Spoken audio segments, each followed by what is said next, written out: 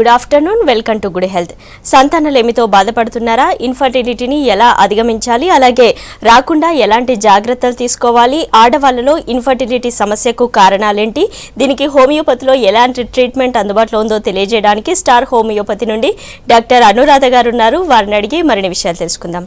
Hello doctor, good afternoon. అసలు infertility సమస్యలు ఎందుకు వస్తాయి లేడీస్లో, రీజన్స్ ఏంటి, అలాగే అసలు ఏ ప్రాబ్లమ్ని మనం ఇన్ఫర్టిలిటీ కింద కన్సిడర్ చేయొచ్చు, అంటే ఎన్ని ఇయర్స్ దాటిన తర్వాత? సాధారణంగా ఒక ఏడాది కాలం పాటు దాంపత్య జీవితం గడిపినప్పటికీ, అంటే ఎలాంటి గర్భనిరోధక పద్ధతులు పాటించకుండా దాంపత్య జీవితం గడిపినప్పటికీ గర్భం దాల్చినట్లయితే దాన్ని సంతానలేమి సమస్యగా చెప్పుకోవచ్చు. ముఖ్యంగా ఈ సంతానలేమి రిలేటెడ్గా వచ్చేసి ఇన్ఫర్టిలిటీ, స్టెరిలిటీ అని రెండు రకాలుగా చెప్పుకోవచ్చు. స్టెరిలిటీ వచ్చేసి ముఖ్యంగా వాళ్ళ జీవిత కాలంలో తల్లి కాలేకపోవడం, అంటే వాళ్ళకు పుట్టుకతోనే అండాశయం కానీ గర్భాశయ సమస్యల వల్ల తల్లిగా కాలేకపోవడాన్ని స్టెరిలిటీ సమస్యగా చెప్పుకోవచ్చు. మళ్ళీ ఇన్ఫర్టిలిటీలో వచ్చేసి ప్రైమరీ ఇన్ఫర్టిలిటీ, సెకండరీ ఇన్ఫర్టిలిటీ అని 2 టైప్స్గా చెప్పుకోవచ్చు. ప్రైమరీ ఇన్ఫర్టిలిటీ అయితే వాళ్ళకి ఏదైనా హార్మోనల్ ఇంబ్యాలెన్స్ వల్ల కానీ లేదా ఇతర గర్భాశయ అండా సమస్యల వల్ల వాళ్ళు ఒక్కసారి కూడా గర్భం దాల్చినట్లయితే దాన్ని ప్రైమరీ ఇన్ఫర్టిలిటీ గాను, అదేవిధంగా ఒక్కసారి గర్భం దాల్చిన తర్వాత లేదా గర్భస్రావం జరిగిన తర్వాత మళ్ళీ సెకండ్ టైం కనుక గర్భం రానట్లయితే దాన్ని సెకండరీ ఇన్ఫర్టిలిటీ సమస్యగా చెప్పుకోవచ్చు. ముఖ్యంగా స్త్రీలలో వచ్చేసి వయసు అనేది ప్రధాన కారణంగా చెప్పుకోవచ్చు. అంటే ఈ మధ్యకాలంలో ఏంటంటే చాలామంది చాలా లేట్గా వాళ్ళు ప్లాన్ చేసుకోవడం అనేది కనిపిస్తూ ఉంది. సో 35 ఇయర్స్ దాటిన తర్వాత కనుక గర్భం ధరించడానికి ప్రయత్నం చేసినట్లయితే ఆ పిండం అనేది ఎక్కువ గర్భసంచిలో ఎదగకుండా ట్యూబుల్లో పెరిగే అవకాశం ఉంది. సో దీనివల్ల ఏంటంటే బీపీ, షుగర్, అదేవిధంగా ఎక్కువ బ్లీడింగ్ అవుతూ ఉండడం, ఇలాంటి సమస్యలు గమనిస్తూ ఉంటాం. సో వయసు అనేది మెయిన్ రీజన్గా చెప్పుకోవచ్చు. ముఖ్యంగా వచ్చేసి స్త్రీలలో సంతానలేమి సమస్యలు ఏర్పడడానికి ప్రధానంగా వాళ్ళలో పీసీఓడి కానీ, థైరాయిడ్ సమస్యలు ఉన్న, లేదైనా హార్మోనల్ ఇంబ్యాలెన్స్ వల్ల కానీ, పీరియడ్స్ అనేది ఇర్రెగ్యులర్గా ఉండడము, ఫైబ్రాయిడ్స్ కానీ, ఇలాంటి సమస్యల వల్ల, అదేవిధంగా అధిక బరువుతో బాధపడుతున్నప్పుడు కూడా ఈ ఇన్ఫర్టిలిటీ వచ్చే అవకాశం ఎక్కువగా ఉంటుంది. ఓకే, అసలు పీసీఓడి సమస్య ఎందుకు వస్తుంది? చాలా మందిలో పీసీఓడి ప్రాబ్లం ఉంది అని చెప్తారు. ఈ మధ్య అయితే చాలా కామన్ అయిపోయింది, అందరిలో పీసీఓడి ప్రాబ్లం కనిపిస్తుంది. ఎందుకు పీసీఓడి సమస్య అనేది వస్తుంది? సిమ్టమ్స్ ఏ విధంగా తెలుస్తాయి పైకి? మెయిన్గా మనకి ఈ పీసీఓడి అనేది పాలిసిస్టిక్ ఓవేరియన్ డిసీజ్గా చెప్పుకోవచ్చు. ముఖ్యంగా పీసీఓడి సమస్య అనేది 13 ఇయర్స్ నుంచి 40 ఇయర్స్ వరకు ఏ వయసు వారిలో అయినా కనిపించవచ్చు. అంటే అది ఆఫ్టర్ మ్యారేజ్ అయినా అయ్యి ఉండొచ్చు, లేదా బిఫోర్ మ్యారేజ్ అయినా అయ్యి ఉండొచ్చు. పీసీఓడి రిలేటెడ్గా వచ్చేసి మెయిన్గా హార్మోనల్ ఇంబ్యాలెన్స్ వల్ల ఎక్కడైతే ఆండ్రోజన్ హార్మోన్స్ అంటే టెస్టోస్టిరాన్ హార్మోన్ లెవెల్స్ అనేది ఎక్కువగా ఉంటాయో దానివల్ల ఏంటంటే ముఖ్యంగా ఆ హార్మోనల్ ఇంబ్యాలెన్స్ వల్ల ఆ సిస్టులు ఏర్పడడం అనేది జరుగుతుంది. అంటే ముఖ్యంగా వాళ్ళలో ఏదైనా స్ట్రెస్ ఉన్నా కానీ, స్ట్రెయిన్ ఉన్నా కానీ, అంటే ఈ మధ్య లైఫ్ స్టైల్లో వాళ్ళకి ఏంటంటే కరెక్ట్గా టైంకి ఫుడ్ తినకపోవడం కానీ, టైంకి ప్రాపర్గా స్లీప్ లేకపోయినా కూడా వాళ్ళలో ఈ స్ట్రెస్, స్ట్రెయిన్ వల్ల ఫిజికల్గా స్ట్రెయిన్ అయినా కూడా వాళ్ళలో ఈ హార్మోనల్ ఇంబ్యాలెన్స్ వల్ల ముఖ్యంగా ఈస్ట్రోజన్ కానీ, ఈ LH హార్మోన్స్ అనేది కరెక్ట్ రేషియోలో ఉండకుండా ఉండడము, టెస్టోస్టిరాన్ హార్మోన్స్ అనేది ఎక్కువైపోతూ ఉండడం మూలన ఆ అండం అనేది విడుదల కాకుండా అది బుడగలాగా మారిపోతూ ఉంది. సో స్కాన్ చేయించినప్పుడు కూడా ఏంటంటే వీళ్ళలో ఆ నీటి బుడగలు అనేది కనిపిస్తూ ఉంటాయి. దీన్నే మనం పీసీఓడి సమస్యగా చెప్తూ ఉంటాము. ముఖ్యంగా పీసీఓడి సమస్యతో బాధపడుతున్నప్పుడు వాళ్ళలో మెన్స్ట్రువల్ ఇర్రెగ్యులారిటీస్ కనిపించడం, అధిక బరువు సమస్యతో బాధపడడం, అదేవిధంగా కడుపు ఉబ్బరంగా అనిపించడం, హెయిర్ ఫాల్ ఉండడము, ఎక్కువగా హిర్స్టిజం లక్షణాలు అనేది గమనిస్తూ ఉంటాం. ఓకే అండి, కాలర్ ఉన్నారు ఖమ్మం నుండి. హలో మేడం, నమస్తే అండి. నమస్తే అండి, రామారావు గారు, మీ క్వశ్చన్ అడగండి. మేడం తో మాట్లాడదాం అండి, చాలా రోజులు బట్టి వెయిట్ చేస్తున్నాను. ఈ రోజు అవకాశం దొరికిందని మాట్లాడదామని కాల్ కలిపానండి. అడగండి, మీ క్వశ్చన్ ఏంటి అడగండి. మీరు ఫోన్ లో మాట్లాడండి, టీవీ వాల్యూమ్ డిస్టర్బెన్స్ వస్తుంది, తగ్గించండి. Hello, right. అంటే పీసీఓడిని అసలు ఎలా డయాగ్నోస్ చేయాలి, ఎలాంటి ఇన్వెస్టిగేషన్స్ చేయించుకోవాలి, ట్రీట్మెంట్ ఏంటి, పర్మనెంట్గా పీసీఓడిని తగ్గించవచ్చా? జనరల్గా అంటే ఒక స్త్రీ అంటే ఎవరిలో అయినా ఈ పీసీఓడి సమస్య ఉందా లేదా అని తెలుసుకోవడానికి మెయిన్గా వాళ్ళ సిమ్టమ్స్ కనుక ఉన్నట్టుండి ఒకేసారి బరువు పెరగడం, మెయిన్గా మెన్స్ట్రువల్ అబ్నార్మాలిటీస్ అంటే పీరియడ్స్ రెగ్యులర్గా రాకపోతుండొచ్చు, లేదా ఒకవేళ కరెక్ట్గా వచ్చిన వాళ్ళలో చాలా హెవీ బ్లీడింగ్, అంటే దీన్నే మెనరోజియా కూడా చెప్పుకుంటాము, లేదా మధ్య మధ్యలో అంటే మంత్లీ ట్వైస్ రావడం, ఒక 15 డేస్ గ్యాప్తో రావడం, మెట్రోజియా సమస్యగా కూడా చెప్పుకోవచ్చు. కొంతమందిలో ఏంటంటే చాలా స్కాంటీ బ్లీడింగ్ తక్కువ కనిపిస్తూ ఉంటుంది. సో ఇలాంటి ప్రాబ్లమ్స్ చెప్పినప్పుడు మనం ఒక్కసారి అబ్డామినల్ స్కాన్ అండ్ పెల్విస్ చేయించినట్లయితే దానిలో మెయిన్గా బయలేటరల్ పీసీఓడి ఉందా లేదా ఎటైనా ఒకవైపు ఆ సిస్టులు అనేటివి ఉన్నదా తెలుసుకోవచ్చు. మెయిన్గా అంటే చేయించాల్సిన ఇన్వెస్టిగేషన్ వచ్చేసి USG of abdomen and pelvis చేయించాల్సి ఉంటుంది. సో దీని రిలేటెడ్గా మనకు ట్రీట్మెంట్ పరంగా వచ్చినట్లయితే వాళ్ళకి పీరియడ్స్ ఇర్రెగ్యులర్గా ఉండేటట్లయితే మెయిన్గా రెగ్యులరైజ్ చేయడానికి మెడిసిన్స్ ఉన్నాయండి. ఓకే అండి, నెక్స్ట్ కాల్ తీసుకుందాం. హలో హలో రాజు గారు, మీ క్వశ్చన్ అడగండి. ఇది మేడం మా పెళ్ళయి ఇప్పుడు 7-8 సంవత్సరాలు అవుతుంది. ఓకే, 7-8 సంవత్సరాలు అవుతుంది. అయితే ఇప్పుడు మాకు మా భార్యకు ఇట్లా గర్భసంచి చుట్టుముట్టు ఇట్లా నల్లగా మచ్చి ఉందంటే మేము హాస్పిటల్లో చూపెడితే ఆమె ఏమన్నదంటే ఇట్లా గర్భసంచి చుట్టుముట్టు ఉంది, ఒక 6 నెలలు వాడండి అవి ప్యాకెట్స్ దొరుకుతాయి. ప్యాకెట్స్ దొరికితే ఆ ప్యాకెట్స్ అన్నది ఇట్లా 6 నెలలు వాడండి, 6 నెలల తర్వాత కాకుంటే నేను ఆపరేషన్ చేయాలి లేకుంటే ఏదో అవుతుంది అని చెప్తే సరే అని ప్రశాంత్ ఇక్కడ అల్వాళ్ళకి ప్రశాంత్ ఉంది. ఓకే, అక్కడ చూపెడితే అన్నది ఇది రాలేదు. రాకుంటే ప్రాబ్లమ్ చెలవాలి, ఆమెమో బక్కకుంటే దొబ్బగా అయిపోయింది. ఓకే అండి. సో ఈ ప్రాబ్లమ్స్ అనేది తను చెప్తున్న దాన్ని బట్టి మెయిన్గా సమ్ హార్మోనల్ డిస్టర్బెన్స్ ఉన్నట్టుగా అనిపిస్తుందండి. ముఖ్యంగా ఈ హార్మోనల్ ఇంబ్యాలెన్స్ వల్ల మెయిన్గా వాళ్ళకి పీరియడ్స్ అనేది రెగ్యులర్గా ఉండకపోవడం వలన బరువుల్లో తేడా వస్తూ ఉండడము, అది థైరాయిడ్ అయినా కావచ్చు, పీసీఓడి సమస్యతో బాధపడుతుండొచ్చు, లేదా హార్మోనల్ ఇంబ్యాలెన్స్ వల్ల కూడా ఈ లావ్ అవుతూ ఉండడం అనేది గమనిస్తూ ఉంటాం. సో కరెక్ట్గా ప్రాబ్లం ఏంటనేది డయాగ్నోసిస్ చేసిన తర్వాతనే దట్టు ఈ ఇన్ఫర్టిలిటీ అనేది స్త్రీ పురుషులు ఇద్దరు రిపోర్ట్స్ చేయించుకోవాల్సి ఉంటుంది. అంటే ప్రాబ్లం అనేది అటు మహిళల్లో ఉండొచ్చు, ఇటు పురుషుల్లో ఉండొచ్చు. సో దాని రిలేటెడ్ ఇద్దరు రిపోర్ట్స్ చేయించిన తర్వాతనే దానికి ఫర్దర్గా ట్రీట్మెంట్ తీసుకోవడం మంచిదండి. ఓకే అండి, కాలర్ ఉన్నారు, మాట్లాడదాం. హలో హలో మేడం, మాట్లాడండి. మాట్లాడండి మేడం, నా పేరు రమేష్ అనేసి చిత్తూరు నుండి మేడం. హలో, చెప్పండి. మేడం, మాకు మ్యారేజ్ అయ్యి 3 years అయింది. ఓకే, సో అక్కడ మా అక్క పిల్లలు పెట్టలేదు. ఓకే, సో మెడికల్ టెస్ట్ చేపిస్తే వాళ్ళకి పీసీఓడి ఉంది, నేనే ఇచ్చేసినాను. థైరాయిడ్ ఉంది. ఓకే, సో నెక్స్ట్ ఏం చేయాలో వస్తాం కదా. ఓకే అండి. ఇప్పుడు మెడిసిన్ ఏమైనా వాడుతున్నారా థైరాయిడ్ రిలేటెడ్గా? మేడం, థైరాయిడ్ కి అయితే థైరోనామ్ 50 mg మేడం, అది వాడుతున్నాం. ఓకే, ఓకే అండి. పీరియడ్స్ ఒకటి రెగ్యులర్గా ఉందా అండి? అదే ఇర్రెగ్యులర్ మేడం, 1.5 months అలాగ అవుతుంది.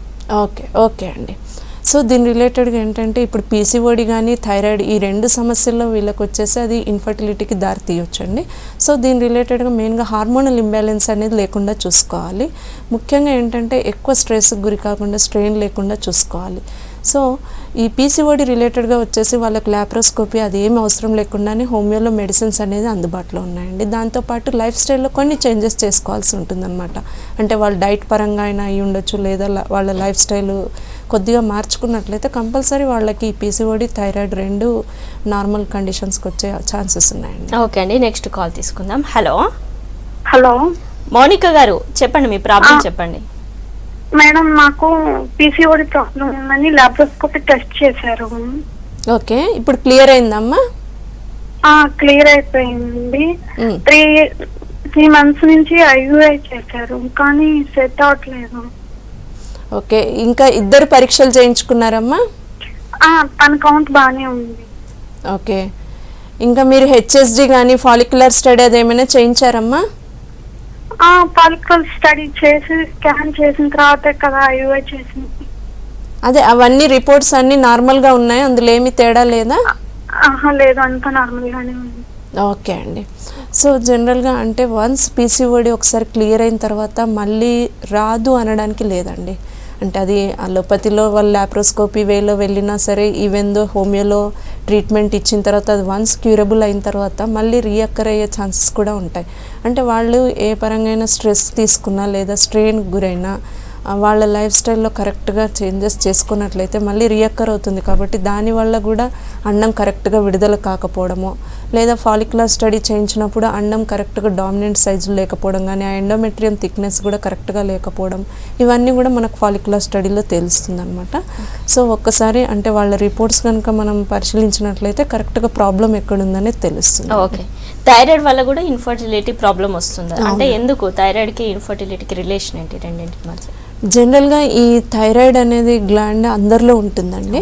సో దాని నుంచి వచ్చే ఈ T3 T4 హార్మోన్స్ కానీ ఈ TSH అనేది దాని అధీనంలో ఉంటుందన్నమాట. అంటే అవి కరెక్ట్గా బ్యాలెన్స్డ్గా ఉన్నంత వరకు ప్రాబ్లం ఏమి ఉండదు. కానీ ఆ హార్మోన్స్ కానీ ఎక్కువ విడుదలైనా లేదా తక్కువగా వచ్చినా కూడా వాళ్ళలో ఆ ప్రాబ్లమ్ని బట్టి హైపోథైరాయిడ్ అదేవిధంగా హైపర్ థైరాయిడ్ అనే లక్షణాలు కనిపిస్తూ ఉంటాయి.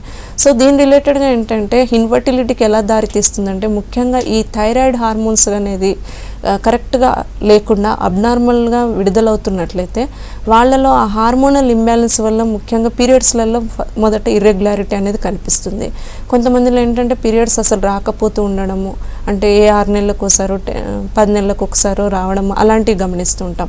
కొంతమందిలో ఈవెన్ థైరాయిడ్ తెలిసిన తర్వాత కూడా దాన్ని కరెక్ట్గా రెగ్యులర్గా ట్రీట్మెంట్ వాడినట్లయితే కూడా వాళ్ళకి ఇన్ఫర్టిలిటీ ప్రాబ్లమ్స్ ఎదురయ్యే అవకాశం ఉంది. ఎట్ ద సేమ్ టైం థైరాయిడ్కి వాళ్ళు వన్స్ మెడిసిన్ స్టార్ట్ చేసిన తర్వాత ఏంటంటే వాళ్ళు ఒకవేళ గర్భం దాల్చినట్లయితే ఆ సమయంలో ఇంకా ఏంటంటే వాళ్ళలో ఆ హార్మోనల్ ఫ్లక్చువేషన్స్ ఇంకా ఎక్కువగా ఉంటాయి.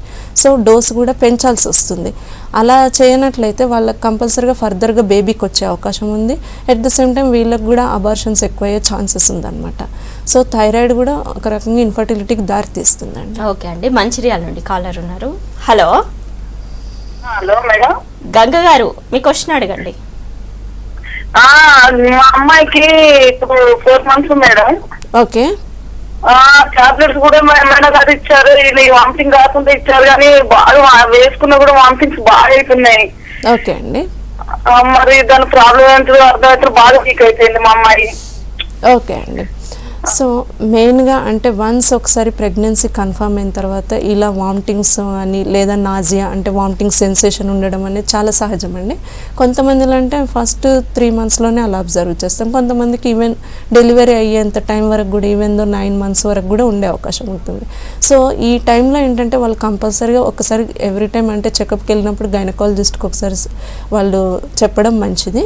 దాని రిలేటెడ్గా మెడిసిన్ వాడుతూ ఉండాలి. ఎట్ ద సేమ్ టైం వీళ్ళకి అలా వామిటింగ్ సెన్సేషన్ అనిపించినా వామిటింగ్స్ అవుతున్నా ఈవెన్ దో వాళ్ళకి ఏమీ ఫుడ్ తీసుకోవాలని లేకపోయినా కూడా కంపల్సరీగా ఎంతో కొంత తింటూ ఉండాలి. అంటే షార్ట్ గ్యాప్తో అయినా కొద్దిగా క్వాంటిటీ తీసుకుంటూ ఉండాలి. అట్ ద సేమ్ టైం ఏంటంటే వీళ్ళు లిక్విడ్స్ అనేది ఎక్కువ తీసుకుంటూ ఉండాలి. అంటే వాటర్ కంటెంట్ అనేది బాడీలో ఎక్కువగా ఉండాలి.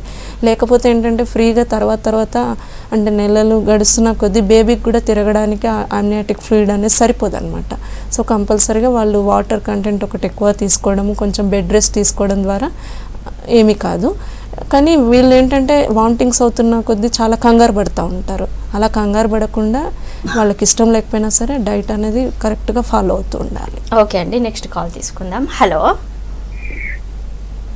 హలో హలో, నవీన గారు చెప్పండి, మీ ప్రాబ్లం చెప్పండి. నాకు మ్యారేజ్ అయ్యి 3 years అయింది. ఓకే అమ్మా. Hello hello right. ఇప్పుడు చాలా మందికి ట్యూబల్ బ్లాక్స్ ఉన్నాయి అని అంటుంటారు. ఎందుకు ట్యూబల్ బ్లాక్స్ అవుతాయి అంటే 2 ఉంటాయి కాబట్టి ఒకటి బ్లాక్ అయినా కూడా ఇంకొక ట్యూబ్ ఓపెన్ ఉంటుంది. సో దానివల్ల ప్రెగ్నెన్సీ వచ్చే ఛాన్స్ ఏమైనా ఉంటుందా? డెఫినెట్గా ఉంటుందండి. జనరల్గా మనకి right side left side 2 tubes ఉంటాయి కాబట్టి మెయిన్గా అంటే మనకు అండం విడుదలైన తర్వాత ఆ ట్రాన్స్పోర్ట్ ఏదంటే దాని నుండే వెళ్తూ ఉంటుంది అండం అనేది. స్పర్మ్ అనేది కలవడం కూడా అక్కడే జరుగుతుంది కాబట్టి ఈ ట్యూబ్స్ అనేది ఓపెన్గా ఉండడం మంచిది. ఒకవేళ ట్యూబల్ బ్లాకేజ్ అంటే ఐదర్ రైట్ సైడ్ కానీ లెఫ్ట్ సైడ్ కానీ ఉన్నా కూడా ప్రాబ్లం ఏమి ఉండదు. అంటే ఏదన్నా ఒకటి పేటెంట్గా ఉన్నా కూడా ఇబ్బంది ఏమి ఉండదు. ముఖ్యంగా హోమియోలో వచ్చేసి ఈ రైట్ సైడ్ ట్యూబల్ బ్లాకేజ్ ఏమైనా ఉంటే దానికి సపరేట్ మెడిసిన్, అదేవిధంగా లెఫ్ట్ సైడ్ సపరేట్ మెడిసిన్ అనేది అవైలబుల్లో ఉందండి.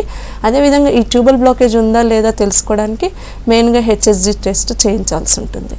ఓకే అండి, కాలర్ ఉన్నారు, మాట్లాడదాం. హలో హలో మేడం, నమస్తే మేడం. నమస్తే అండి, వెంకటేష్ గారు మీ క్వశ్చన్ అడగండి. మేడం మాకు పెళ్ళి 2 years అవుతుంది మేడం. ఓకే, అయితే ఇంతవరకు సంతానం లేదు మేడం. ఓకే అండి. ఇలా ఇప్పటివరకు అయితే ఎలాంటి హాస్పిటల్ కూడా వెళ్ళలేదు మేడం.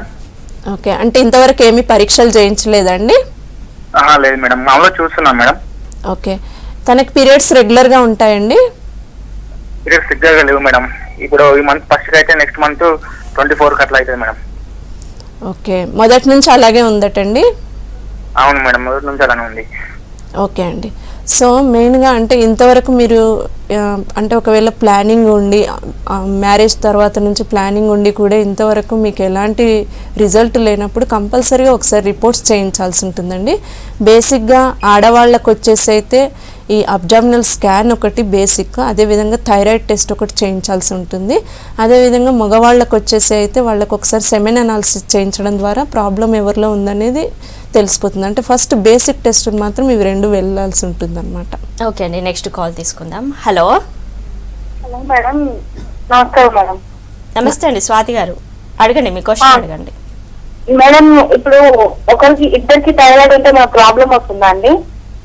తప్పకుండా అమ్మ. మెడిసిన్స్ వాడుతున్నారా? అంటే మేము వాడుతున్నామండి, మా వారు ఇంకా వాడట్లేదు. ఓకే. అయితే ఒకవేళ ఇద్దరికి ఉంటే ప్రెగ్నెన్సీ అందుతుందా అందదా అని డౌట్ అండి, అందుకు అనుకున్నామని కాల్ చేశాను. ఓకే. మ్యారేజ్ అయ్యి ఎన్ని ఇయర్స్ అవుతుందమ్మా? 6 years అవుతుందండి. ఫస్ట్ నాకు ఉండే అండి థైరాయిడ్, అయితే ఇప్పుడు 5 months అవుతుంది, మా హస్బెండ్ కూడా వచ్చింది థైరాయిడ్. ఓకే. మీకు రెగ్యులర్గా పీరియడ్స్ రెగ్యులర్గా ఉందా? పీరియడ్స్ రెగ్యులర్ గా ఉంది మేడం, ఒక 3-4 days ముందే వస్తుంది ఇంకా. ఓకే అండి. ఇంతవరకు వేరే పరీక్షలు ఏమైనా చేయించారా? చేయించాం మేడం, అన్ని పరీక్షలు చేసాం, అన్ని మంచిగానే వచ్చాయి. అతని కౌంట్ కూడా మంచిగానే వచ్చింది. ఓకే అండి. సో జనరల్గా థైరాయిడ్ సమస్య అనేది ఇద్దరికి ఉన్నప్పుడు కంపల్సరీగా మెడిసిన్ వాడాల్సి ఉంటుందండి. అంటే ఒకవేళ వీళ్ళలో స్త్రీలలో నార్మల్గా ఉన్నా కూడా అటు హస్బెండ్కి ఉందనుకోండి, సపోజ్ అది కౌంట్ మీద ఎఫెక్ట్ పడుతూ ఉంటుంది. అంటే ఒకవేళ వాళ్ళ కౌంట్ కరెక్ట్గా ఉన్నా కూడా దాని నార్మల్ ఫామ్స్ కానీ లేదా ఆ కదలికల్లో తేడా అనేది గమనిస్తూ ఉంటారు. సో కంపల్సరీగా వాళ్ళు ఒకవేళ థైరాయిడ్ సమస్య ఇద్దరికి ఉన్నట్లయితే ఎట్ ద సేమ్ టైం వాళ్ళు ఈ సంతానం గురించి ప్లానింగ్ అట్లా ఉన్నట్లయితే అది కూడా థైరాయిడ్ TSH అనేది చాలా ఎక్కువ రేంజ్లో ఉంటే కంపల్సరీగా వాళ్ళు మెడిసిన్ వాడాల్సి ఉంటుంది అనమాట. ఒకవేళ బార్డర్లో ఉండి ఇప్పుడిప్పుడే తెలిసినట్లయితే హోమియోలో ట్రీట్మెంట్ తీసుకున్న వాళ్ళకి సరిపోతుందండి. ఓకే. ఇప్పుడు జనరల్గా ఏజ్ పెరుగుతున్న కొద్దీ ఆడవాళ్ళలో ఎగ్ క్వాంటిటీ కూడా తగ్గిపోతుంది అని అంటుంటారు. సో అప్పుడు వాళ్ళకి ఏంటి ఫర్దర్గా పిల్లల్ని ప్లాన్ చేసుకోవడానికి ఏంటి సొల్యూషన్ ఏంటి వాళ్ళకి?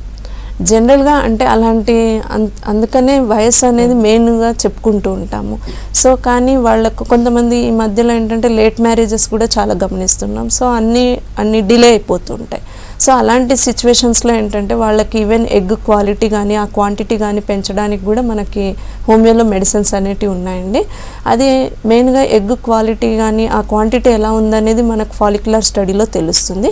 ముఖ్యంగా ఈ ఫాలిక్యులర్ స్టడీ అనేది పీరియడ్స్ వచ్చిన తర్వాత 13th day, 15th day, 17th day అంటే ఇలా ఆల్టర్నేట్ డేస్ చేయించినట్లయితే ఆ ఎండోమెట్రియం థిక్నెస్ కానీ ఆ డామినెంట్ ఫాలిక్యుల్ ఏది ఉంది, ఎప్పుడు రప్చర్ అవుతుంది అనేది కరెక్ట్గా తెలిసిపోతుంది.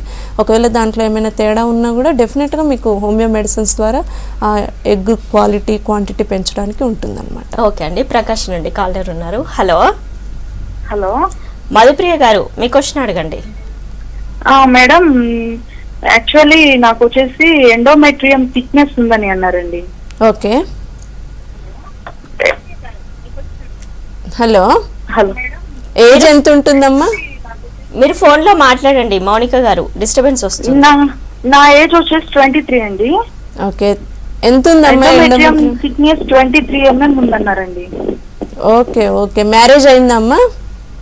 మ్యారేజ్ అయ్యి 1.5 year అవుతుంది. చెప్పండి. ఆ ఎండోమెట్రియం థిక్నెస్ వల్ల ఈ ప్రెగ్నెన్సీ ఏమన్నా ప్రాబ్లం అవుతుందా అనేది నా డౌట్ అండి. థైరాయిడ్ కూడా ఉందన్నారు. ఓకే. థైరాయిడ్కి మెడిసిన్ వాడుతున్నారా? థైరాయిడ్ 8 ఉందండి. లాస్ట్ టైం మళ్ళీ చెక్ చేసుకుంటే 2కి తగ్గిపోయింది, నార్మల్ లో ఉందన్నారు. అంటే వితౌట్ మెడిసిన్ అమ్మా? లేదండి, విత్ మెడిసిన్ 25 mcg వాడుతున్నారు. Okay, fine. ఇప్పుడు ఎండోమెట్రియస్ థిక్నెస్ వల్ల నాకు ఏమైనా ప్రాబ్లం అవుతుందని నా డౌట్ అండి. Irregular periods also. ఓకే అండి. సో జనరల్గా ఈ ఎండోమెట్రియం థిక్నెస్ అనేది 9 mm 8 to 9 mm ఉంటే సరిపోతుందండి ఎవరిలో అయినా. మెయిన్గా మెనోపాస్ స్టేజ్ అంటే 40 years దాటిన తర్వాత అది క్రమక్రమంగా 3 to 4 mm అలా వెళ్తుంది అనమాట. ఈ ఎండోమెట్రియం అనేది జనరల్గా యూట్రస్ లోపు అంటే దాన్ని గర్భసంచిన అనుకొని ఉన్న ఒక పొర అనమాట. ముఖ్యంగా అది పీరియడ్స్ టైంలో బయటకు వస్తూ ఉంటుంది అనమాట. అంటే ఈ బ్లీడింగ్ ఏదైతే ఉందో అది ఎండోమెట్రియం అనమాట. కానీ ఎండోమెట్రియం థిక్నెస్ పెరిగిన కొద్దీ వీళ్ళకి ఏంటంటే కడుపులో నొప్పైనా రావచ్చు. ఒక్కోసారి ఆ ఎండోమెట్రియం థిక్నెస్ పెరగడం మూలాన ఒక్కోసారి అది అండాశయాల మీద అటు కూడా వెళ్ళొచ్చు అనమాట. సో అది ఇన్ఫర్టిలిటీకి కూడా దారితీసే అవకాశం ఉంటుంది. సో దీని రిలేటెడ్గా వాళ్ళకి పీరియడ్స్ టైంలో కూడా చాలా హెవీ బ్లీడింగ్ ఉండడం కానీ, ఒక్కోసారి క్లాట్స్ అంటే ముద్దలుగా పడుతూ ఉండడము, ఆ పెల్విక్ పెయిన్ వస్తూ ఉండడం కూడా గమనిస్తూ ఉంటాం. ఈవెన్ దో ఇలా ఎండోమెట్రియం థిక్నెస్తో బాధపడుతున్న వాళ్ళకు కూడా హోమియోలో మెడిసిన్స్ అనేది ఉన్నాయండి. ఓకే అండి, కాలర్ ఉన్నారు, మాట్లాడదాం. హలో హలో మేడం, నమస్తే. నమస్తే అండి, మీ క్వశ్చన్ అడగండి. మేడం, నాకు మ్యారేజ్ అయ్యి 1 year అవుతుంది. ఓకే అయితే నాకు 7 months లో ప్రెగ్నెన్సీ పోయింది మేడం. ఓకే అమ్మా. అది దానికి రీజన్ ఏంటో తెలియలేదు మేడం, నాకు ఎందుకు వెళ్ళిందో అట్లా తెలియలేదు. ఓకే దానికోసమని కాల్ చేశాను మేడం. ఓకే అండి, అంటే తర్వాత మళ్ళీ ఏం టెస్ట్ చేయించలేదమ్మా? ఏం టెస్ట్ చేయించుకోలేదు మేడం. ఇలాగా వాటర్ వెళ్ళిపోయింది. ఓకే వాటర్ వెళ్ళిపోయి నార్మల్ పెయిన్స్ వచ్చి బేబీ బయటకు వచ్చేసింది మేడం. ఓకే అండి. దానికి ఏంటి రీజన్ అనేది నాకేం మేడం కూడా నేను చూపించుకునే డాక్టర్ కూడా నాకేం చెప్పలేదు మేడం. ఓకే, మీకు వేరే థైరాయిడ్ కానీ పీసీఓడి ఏమైనా ప్రాబ్లం ఉందా? అలాంటివి ఏమీ లేదు మేడం. యూరిన్ ఇన్ఫెక్షన్ లైట్ గా ఉంది. ఓకే ఓకే దానికోసం. ఓకే అండి, జనరల్గా అంటే వాళ్ళకి థైరాయిడ్ పీసీఓడి అలాంటి ఏ ప్రాబ్లమ్స్ లేకుండా, ఈవెన్ దో వాళ్ళకి నార్మల్ ప్రెగ్నెన్సీ అంటే ఎలాంటి మందులు వాడకుండా నార్మల్ ప్రెగ్నెన్సీ వచ్చినా కూడా కొంతమందిలో ఇలాంటి అయ్యే ఛాన్సెస్ ఉన్నాయండి. సో మెయిన్గా ఇది ఒకటి మనం ఎక్కువ గమనించేది అంటే వాళ్ళది ఏమైనా మేనరికం మ్యారేజెస్ అట్లా ఉన్నా కూడా అయ్యే అవకాశం ఉంటుంది.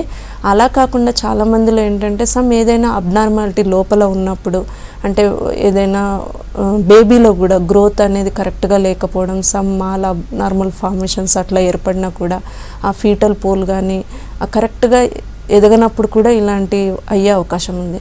సో ఇవన్నీ కాకుండా మెయిన్గా వాళ్ళు కరెక్ట్గా అంటే మేబీ వీళ్ళకి డాక్టర్ గారు ఏదైనా కరెక్ట్గా సజెస్ట్ చేసినప్పుడు అది ఏమైనా ఫాలో కాకపోతూ ఉండడం కూడా, అంటే వన్స్ వాళ్ళకి ఏమైనా బెడ్ రెస్ట్ అట్లాంటివి ఏమైనా అవసరం ఉండి ఒక్కోసారి కొంతమందిలో కొన్ని ఇంజెక్షన్స్ అవి సజెస్ట్ చేస్తూ ఉంటారు, అవి ఏమైనా కరెక్ట్గా ఫాలో కాకపోయినా కూడా ఒక్కోసారి ఇలా అనుకోకుండా అబార్షన్స్ అయ్యే ఛాన్సెస్ ఉంటాయన్నమాట.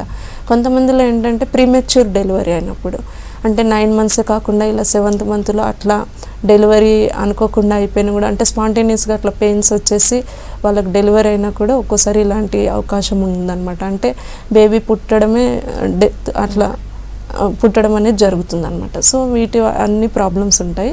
మెయిన్గా వాళ్ళకి ఏంటంటే కరెక్ట్గా రెగ్యులర్గా వెళ్తూ ఉండడం చెకప్స్కి, అదేవిధంగా వాళ్ళు కరెక్ట్గా సజెస్ట్ చేసిన టైం కంటే 3rd month 5th month అలా రెగ్యులర్గా స్కాన్ చేయించుకోవడం ద్వారా లోపల బేబీ ఎలా ఉందనేది కూడా, మెయిన్గా వీళ్ళలో కూడా లిక్విడ్ కంటెంట్ అనేది కరెక్ట్గా ఉందా లేదా, ఉమ్మనీరు అని అంటుంటారు, అది కరెక్ట్గా ఉందా లేదా అనేది కూడా చూసుకుంటూ ఉండాలన్నమాట.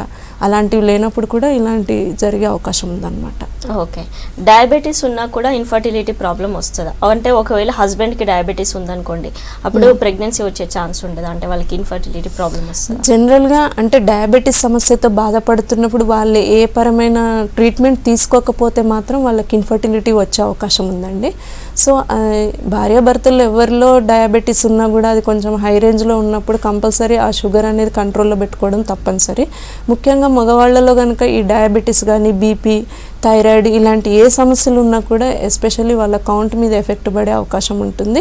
ఒకవేళ కౌంట్ అనేది కరెక్ట్గా ఉన్నా కూడా ఆ కదలికల్లో కానీ, అంటే వీర్యకణాల కదలికల్లో కానీ ఆ షేప్లో కానీ తేడా రావడం మూలన కూడా అది ఇన్ఫర్టిలిటీకి దారితీసే అవకాశం ఉంటుందండి. ఓకే అండి, మేఘాలయ నుండి కాలర్ ఉన్నారు. హలో హలో, నమస్తే మేడం. నమస్తే అండి, మీ క్వశ్చన్ అడగండి.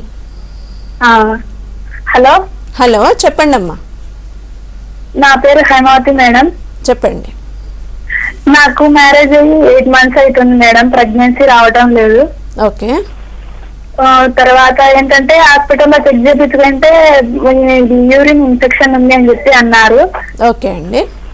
తర్వాత ఒళ్ళంతా వేడిగా ఉంటుంది, ఎప్పుడు ఎనీ టైం వేడైపోతుంటది.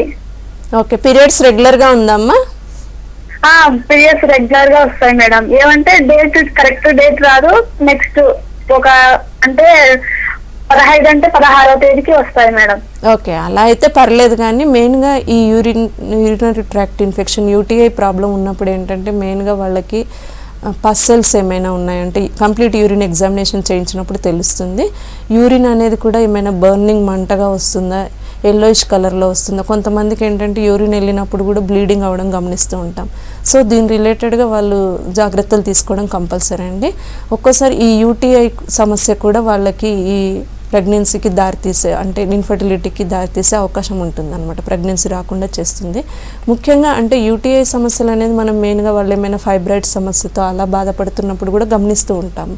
సో దీని రిలేటెడ్గా కొంచెం వాళ్ళు వాటర్ కూడా ఎక్కువ తీసుకుంటూ ఉండడం మూలాన కూడా యూటీఐ ఎక్కువ ఫ్రీక్వెంట్గా రాకుండా చూసుకోవచ్చండి. ఓకే అండి, హోమియోపతిలో ఇన్ఫర్టిలిటీ ప్రాబ్లమ్స్కి పీసీఓడి ట్యూబల్ బ్లాక్స్ అన్నింటికి కూడా సరైన ట్రీట్మెంట్ ఉంది అని చెప్తున్నారు. అలాగే కొన్ని ప్రికాషన్స్ కూడా తీసుకోవాలంటున్నారు. థ్యాంక్ యూ సో మచ్ అండి. ఇది వాళ్ళ good health. Keep watching V6 news.